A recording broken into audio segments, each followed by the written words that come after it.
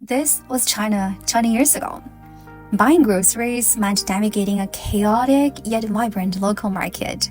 You'd pass through narrow alleys crammed with stalls. For daily essentials, you were at the mercy of your local shop owner's taste, if they even had what you wanted. Fast forward to today. You can order fresh food online. The store staff fulfill your order in real time. The store's automatic system takes care of the rest, and you can expect to receive your groceries in 30 minutes.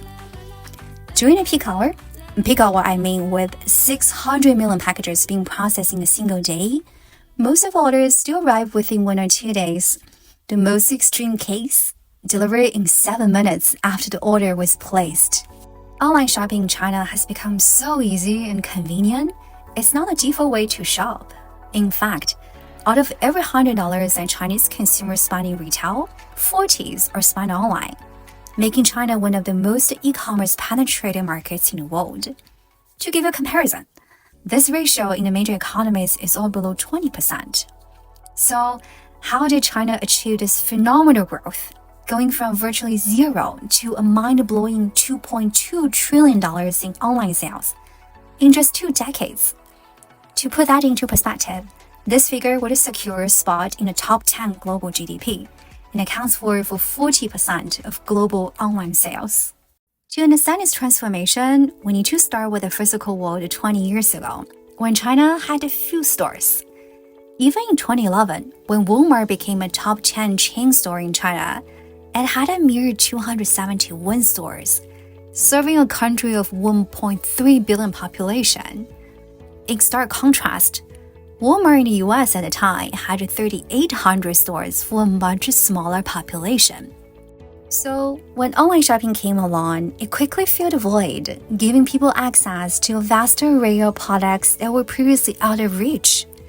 So essentially, the market leapfrogged physical retail. Oh, in fact, they didn't just skip the store part, they bypassed a bunch of other tech stages too. Unlike in the US, a majority of Chinese users did not join the internet until after 2010.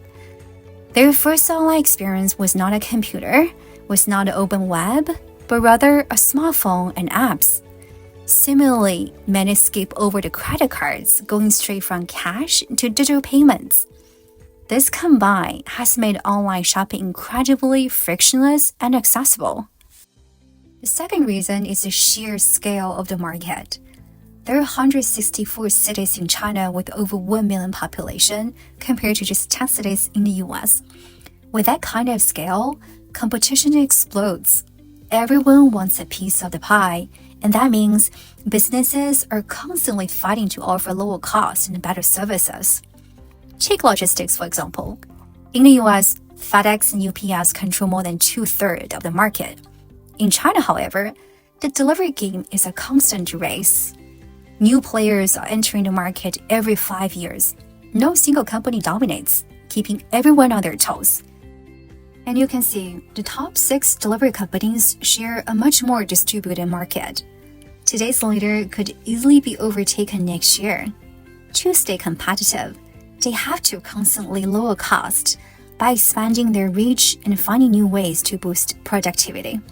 As a result, the average price of shipping a parcel has been slashed more than half in just 10 years.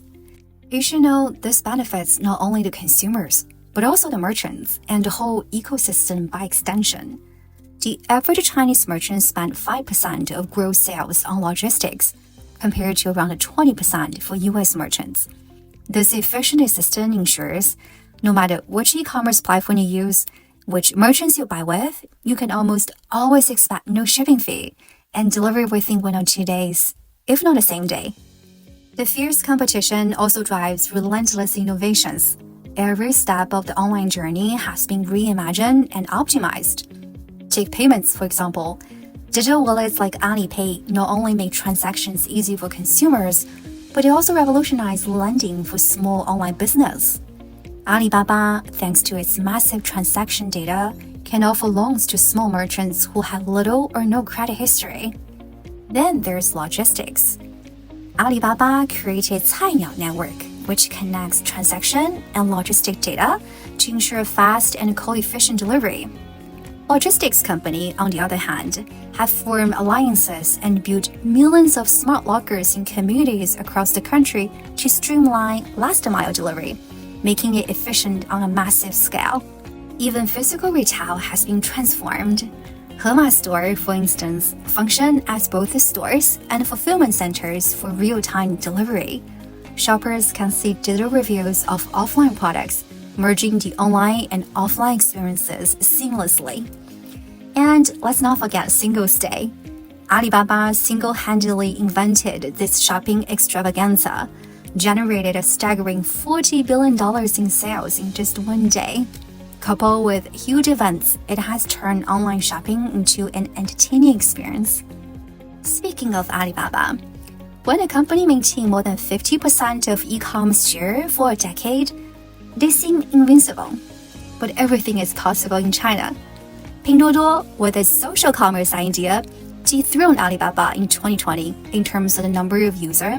And when you thought online shopping was all about e-commerce portals, TikTok changed the game entirely.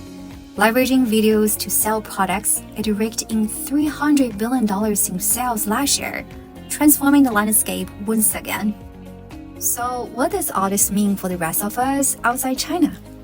Well, with Chinese companies like Shein and Temu expanding globally, more consumers around the world are beginning to get a taste of a different option. Is this a good thing? Probably only time can tell. But one thing is certain, competition is the engine that drives progress. When companies fight for our attention and our dollars, consumers win. Better products, lower prices, and faster delivery.